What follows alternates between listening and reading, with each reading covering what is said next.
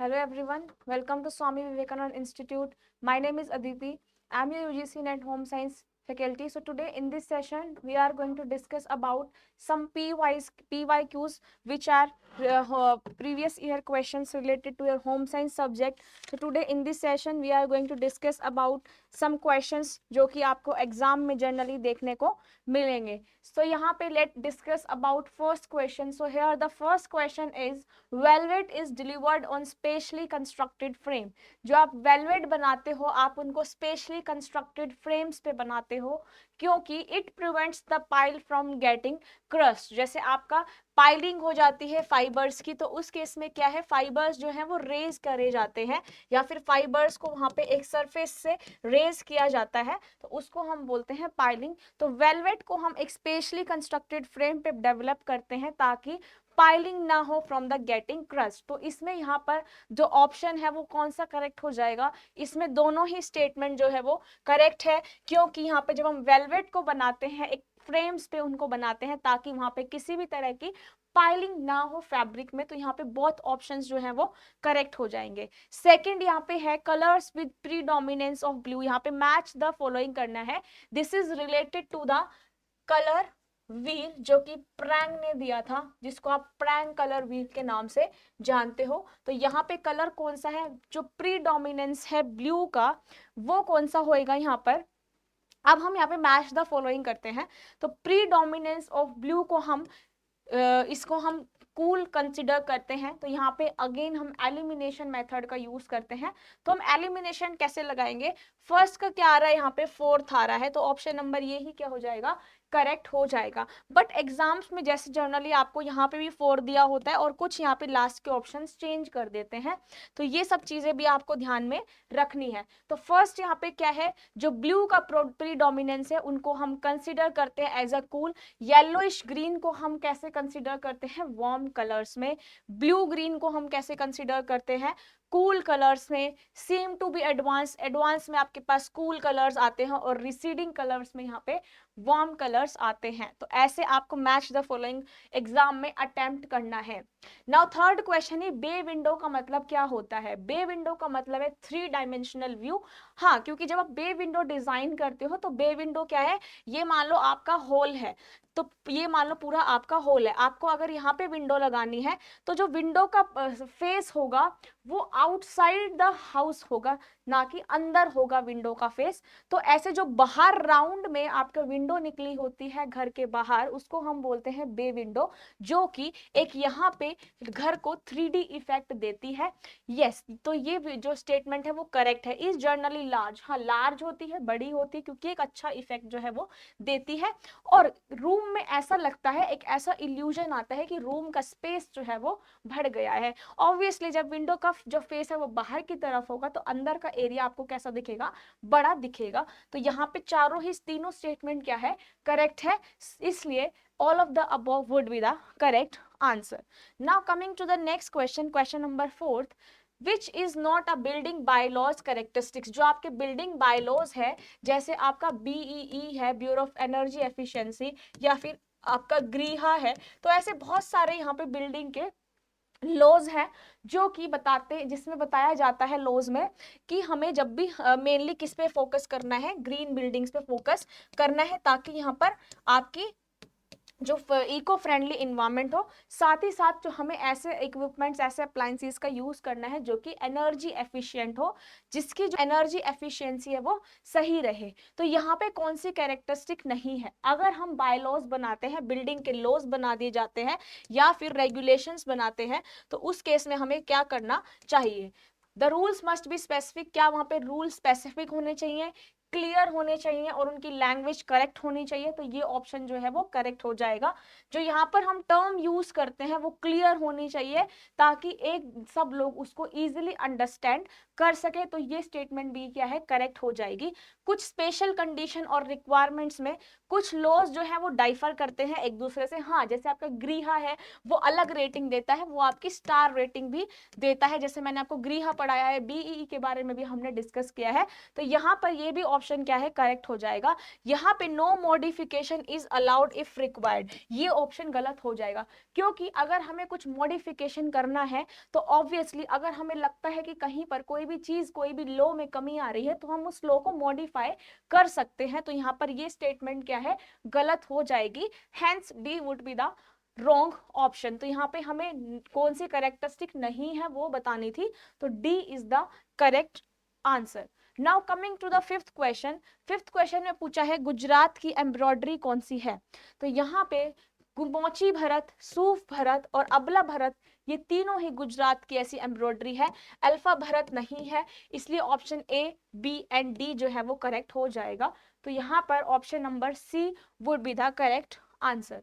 Now again coming to the match the following, ये मैं बहुत बार क्वेश्चन करा चुकी हूँ पहले भी, क्योंकि एग्जाम में स्टिचेस के बारे में जनरली पूछा जाता है। तो मैंने जब आपको चेन स्टिच पढ़ाया था, मुर्गी स्टिच पढ़ाया था, नेगी स्टिच पढ़ाया हुआ है, ये सारे आप स्टिचेस के बारे में मेरे पुराने वाले सेशन में या पहले वीडियोस को जाकर देख सकते हैं।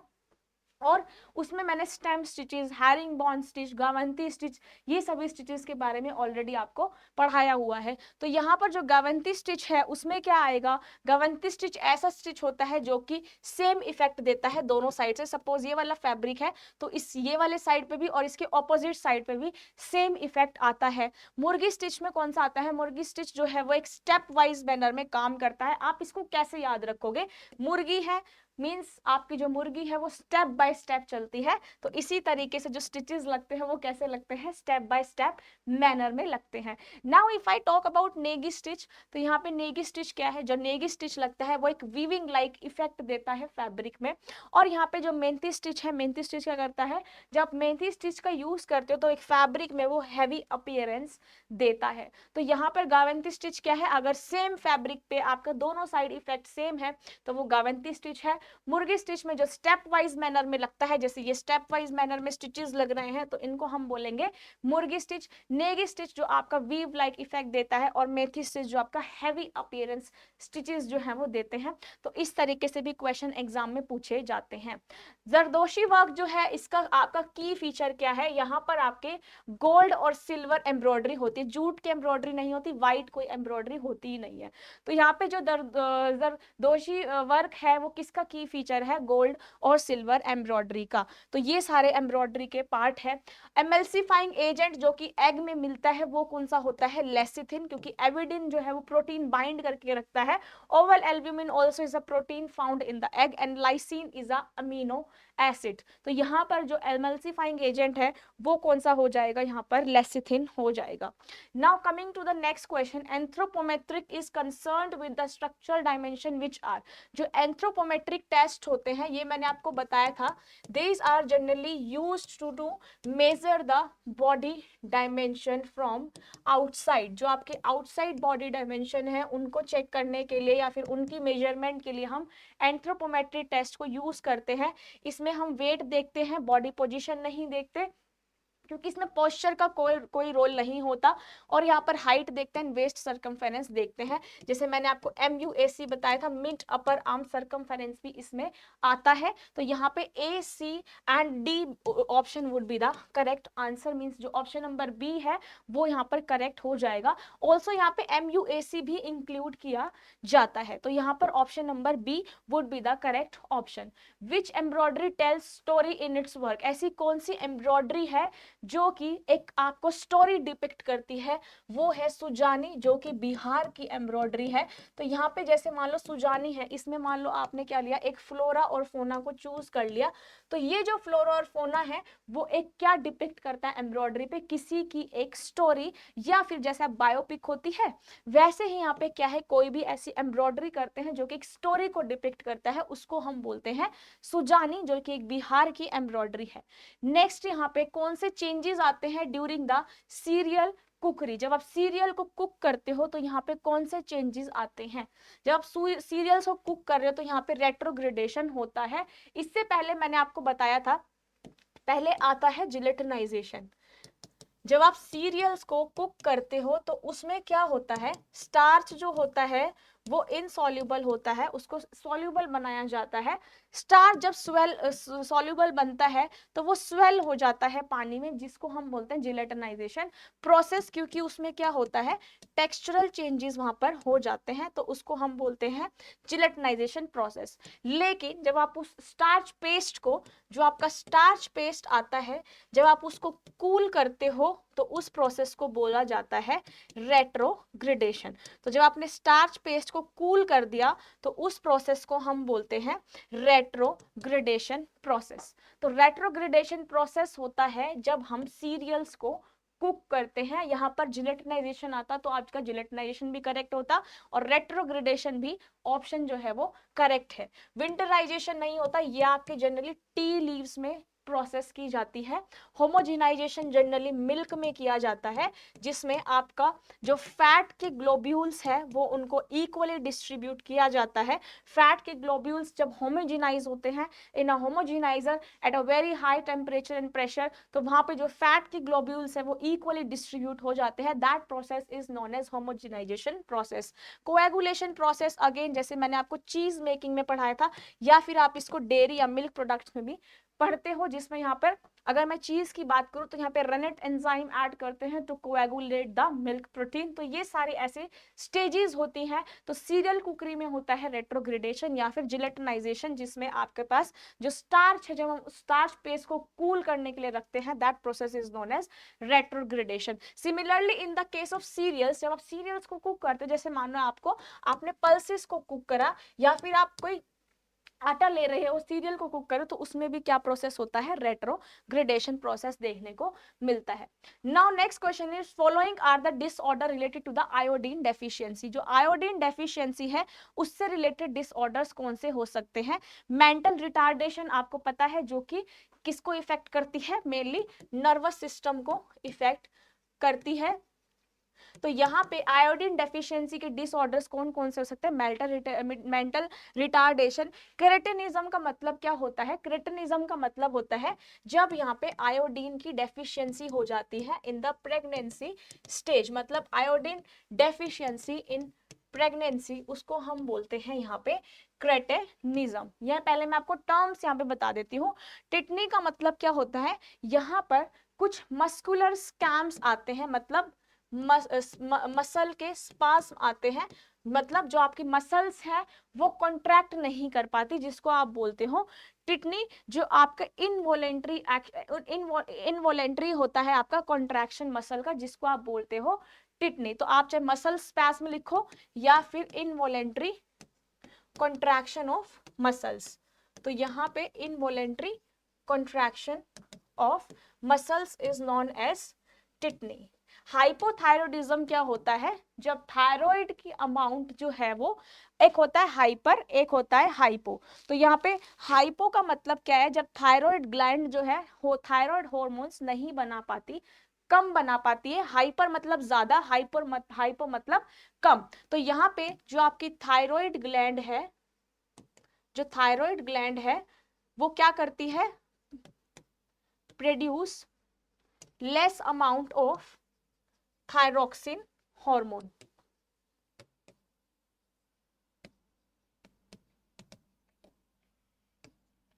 जब यहाँ पे थायराइड ग्लैंड कम हार्मोन प्रोड्यूस करती है, कम थायरोक्सिन हार्मोन प्रोड्यूस करती है, उसको हम बोलते हैं हाइपोथायरॉयडिज्म। जब थायराइड ग्लैंड जो है वो इनफ थायराइड हार्मोन्स को प्रोड्यूस नहीं कर पा रही है।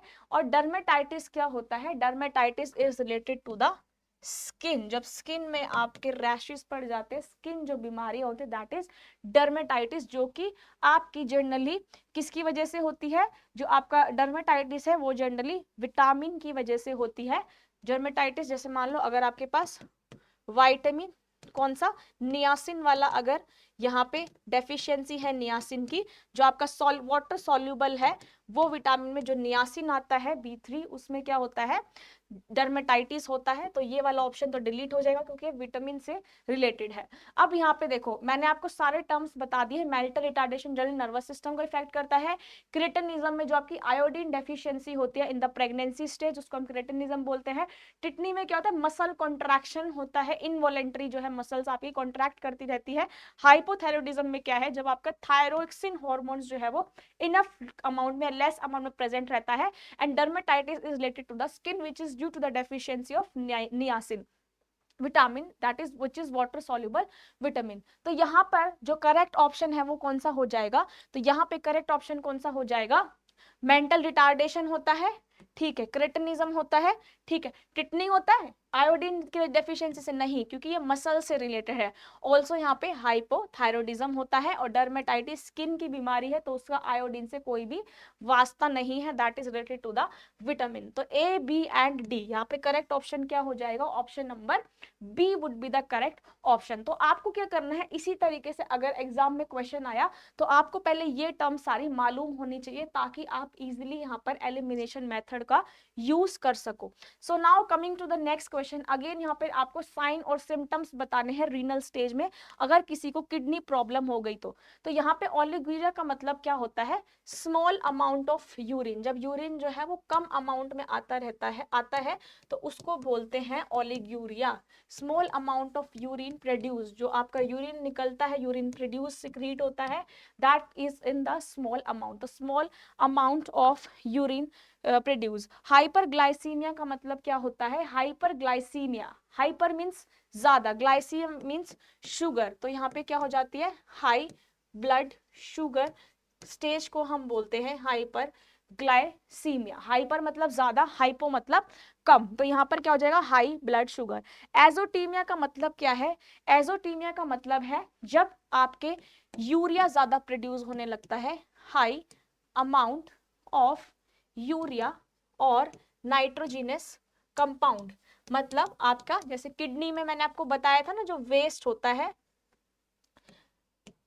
वेस्ट कौन कौन सा होता है हमारी बॉडी में, यूरिया, ठीक है, यूरिया, नाइट्रोजन कंपाउंड।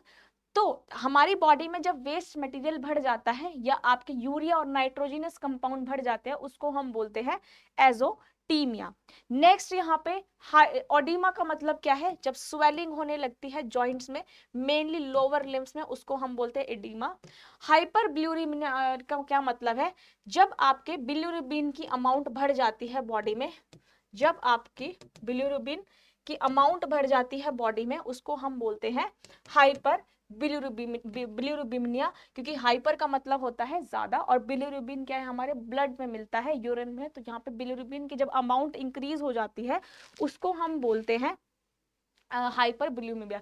जब बिल्यूरिबिन अमाउंट बढ़ जाता है इन ब्लड तो उसको हम बोलते हैं हाइपर बिल्यूरिमिया। ऑस्टियोडिस्ट्रोफी का मतलब क्या होता है, यहाँ पे ऑस्टियोडिस्ट्रोफी का मतलब होता है जो आपके बोन्स में एबनॉर्मल चेंजेस आते हैं, तो एबनॉर्मल चेंजेस जो आपके बोन्स में आते हैं उसको हम बोलते हैं osteodystrophy. Abnormal changes and growth in bones that is known as osteodystrophy. तो यहाँ पे अब आप देखो कि आपको किडनी से रिलेटेड जो है वो बताना है, तो किडनी से रिलेटेड क्या होगा, किडनी से रिलेटेड आपका ओलिगोरा होगा, ठीक है, ओलिगोरिया, जिसमें आपका अमाउंट जो है यूरिन का कम हो। क्या हाइपरग्लिसीमिया होगा, क्योंकि जो हाई ब्लड शुगर है या हाइपरग्लिसीमिया है ये आपका डायबिटीज से रिलेट करता है, किडनी से नहीं करता, तो यहाँ पर ऑप्शन नंबर जो बी है वो डिलीट हो जाएगा।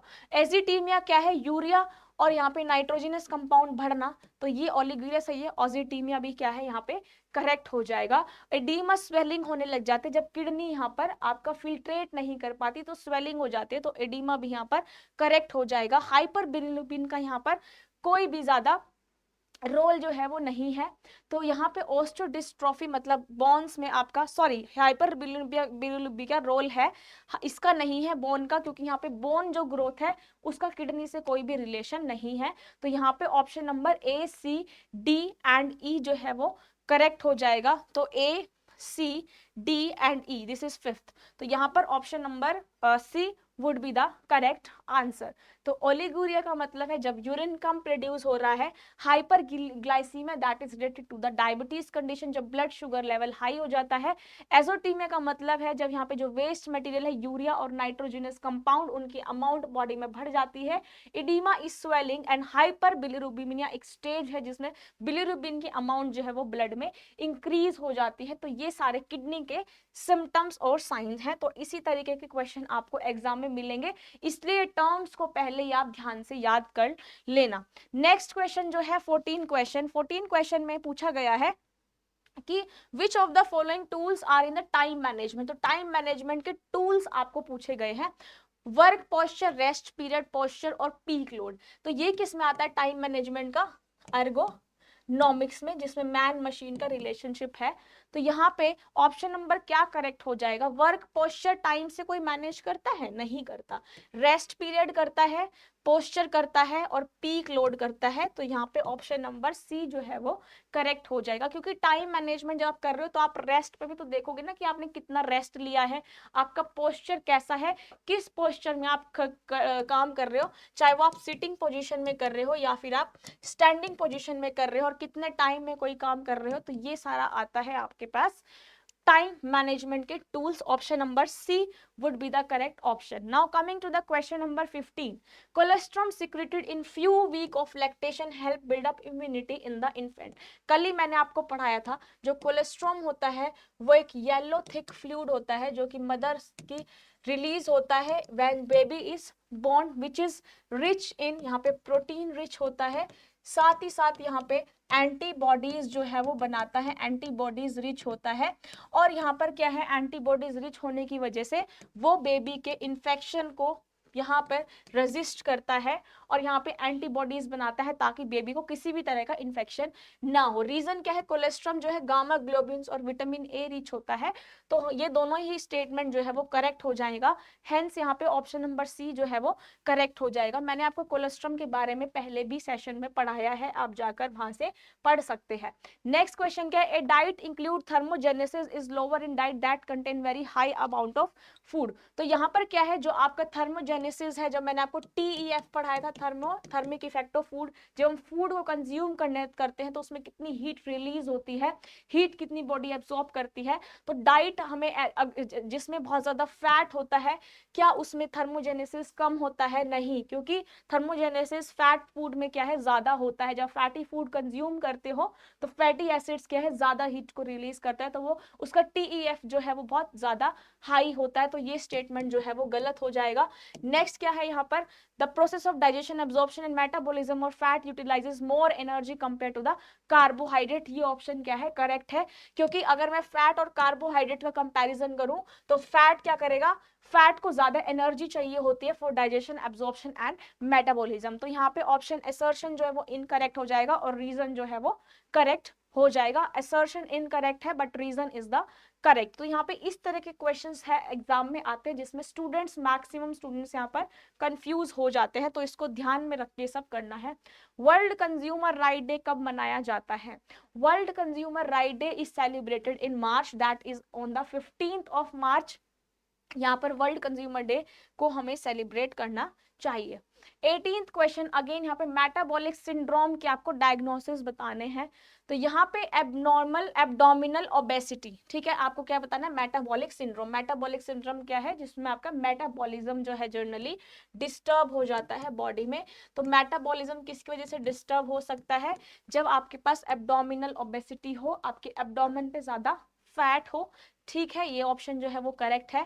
फास्टिंग शुगर लेस देन 100, नहीं, फास्टिंग शुगर मोर देन 100 आना चाहिए था यहाँ पर। तो ऑप्शन नंबर जो है ये डिलीट हो जाएगा, क्योंकि यहाँ पे मेटाबॉलिक सिंड्रोम में ओबेसिटी हो जाती है जिसमें आपका जो ब्लड शुगर लेवल है वो राइज करता है, तो यहाँ कम नहीं होता। एलिवेटेड ब्लड प्रेशर, हाँ, ब्लड प्रेशर क्या है, बढ़ जाता है। High LDL cholesterol level, LDL अच्छा वाला कोलेस्ट्रॉल होता है, एलडीएल होता है बेकार वाला कोलेस्ट्रॉल। तो यहाँ पे हाई डेंसिटी लिपोप्रोटीन और लो डेंसिटी लिपोप्रोटीन, तो यहाँ पे हाई वाला जो है वो नहीं होता, एलडीएल के अमाउंट जो है वो बढ़ जाती है। तो hence A C and E, A C and E option जो है वो करेक्ट हो जाएगा। ऑप्शन नंबर जो आपका यहाँ पर ए है that would be the correct option. तो मेटाबॉलिक सिंड्रोम जनरली मेटाबॉलिज्म को इफेक्ट करती है, जिसमें ओबेसिटी के चांसेस जो है वो हाई रहते हैं। तो ऑप्शन नंबर ए जो है वो करेक्ट ऑप्शन हो जाएगा। नेक्स्ट इज, जब हम एपरल्स बनाते हैं तो हम उसकी सीक्वेंस कैसे लेते हैं। तो जब एपरल बना रहे हैं सबसे पहले हम कोस्टिंग और नेगोशिएशन देखते हैं। सबसे पहले हम क्या देखते हैं, यहाँ पर कोस्टिंग किस तरीके से हो रही है, तो हम पहले कोस्टिंग पे फोकस करते हैं। नेक्स्ट हम क्या करते हैं, फैब्रिक को स्कोरिंग करते हैं। पहले हमने क्या करा, एक कोस्ट को डेवलप कर लिया कि इतनी कोस्ट हमें इस फैब्रिक की चाहिए। तो सबसे पहले कोस्टिंग और नेगोशिएशन हो गया। नेक्स्ट यहाँ पे फैब्रिक की स्कोरिंग करते हैं, जिसमें फैब्रिक की को क्लीन किया जाता है, प्रॉपर वहां पे यार्न्स प्रोड्यूस करे जाते हैं इन अ प्रॉपर वे। सारे केमिकल प्रोसेसेस को यूज हम यहाँ पर जनरली करते हैं। नेक्स्ट यहाँ पे हम करते हैं preparation, lab dipping, printing etcetera. जब यहाँ पे यार्न्स बन के आ जाते हैं, फिर हम क्या करते हैं, उनकी प्रिंटिंग हो गई, डाइंग हो गई, ये सब हम करते हैं। नेक्स्ट यहाँ पे हम सैंपल को डेवलप करते हैं और उस फिर सैंपल को एग्जीक्यूट और ट्रैक करते हैं, और फिर इम्प्लीमेंटेशन हम करके देखते हैं। लास्ट में उसका क्या होता है, टेस्टिंग होती है, और फिर वहां पे जब टेस्टिंग में पास हो जाता है फैब्रिक, तो उसको हम पास कर देते हैं। तो यहाँ पर जब हम अप्रैल की मर्चेंडाइजिंग करते हैं, तो सबसे पहले वहां पे क्या करते हैं, कोस्टिंग और नेगोशिएशन करते हैं। देन यहाँ पे हम फैब्रिक की स्कोरिंग करते हैं, फिर लैब डिपिंग्स, प्रिंटिंग्स हम उस पे करते हैं। लास्ट में सैंपल डेवलप करते हैं, और एट द एंड उसको हम एग्जीक्यूट और ट्रैकिंग करते हैं। तो हेंस ऑप्शन नंबर ए जो है वो करेक्ट हो जाएगा। Now coming to the next question, component of implementation. जब आपने कोई चीज को इंप्लीमेंट कर दिया तो उसके कंपोनेंट क्या है, क्या आप एडजस्टिंग कर रहे हो, नहीं। एडजस्टिंग जो है वो पहला स्टेप है। इंप्लीमेंटेशन के कंपोनेंट ने फैसिलिटेटिंग भी नहीं आएगा, क्योंकि आप इसमें प्रोडक्शन जो है वो कर चुके हो। कंट्रोल आप चेक कर सकते हो। तो इम्प्लीमेंटेशन का मतलब ही यही होता है कि आपके पास कोई सैंपल है, आपने कोई चीज बनाई, आप उसको इंप्लीमेंट करके देख रहे हो, मतलब आप उसको चेक करके देख रहे हो, उसको कंट्रोल करके देख रहे हो। आप इसको कंट्रोल सैंपल के साथ भी ट्रीट करके देख सकते हो। तो यहाँ पे जो सी और डी है ऑप्शन करेक्ट हो जाएगा। Hence option number D is the correct option. तो यहाँ पर इस तरीके के पीवाईक्यूज आपको जनरली एग्जाम में देखने को मिलेंगे। तो इसी तरीके से आप पढ़ते रहिए, ऐसे ही मैक्सिमम पीवाईक्यूज, जितने आप मैक्सिमम पीवाईक्यूज करोगे उतना ही आपका जो सिलेक्शन है वो ज्यादा पॉसिबल है। क्योंकि पीवाईक्यूज से आपको क्या होता है, जनरली प्रैक्टिस हो जाती है, और जितनी आप मैक्सिमम प्रैक्टिस करोगे उतना ही आपका जो एग्जाम है वो क्लियर होने के चांसेस ज्यादा बढ़ जाते हैं। क्योंकि एग्जाम में बहुत डीप क्वेश्चंस जो हैं वो पूछे जाते हैं। जैसे जैसे लेवल इंक्रीज हो रहा है, वैसे ही आपका पेपर का लेवल भी इंक्रीज होता जा रहा है हर साल। तो इसलिए इसी तरीके से पढ़ते रहिए, मैक्सिमम पीवाईक्यूज सॉल्व करिए। कोई डाउट हो तो आप कभी भी कमेंट बॉक्स में मेंशन करके पूछ सकते हो। Thank you so much, bye and take care everyone.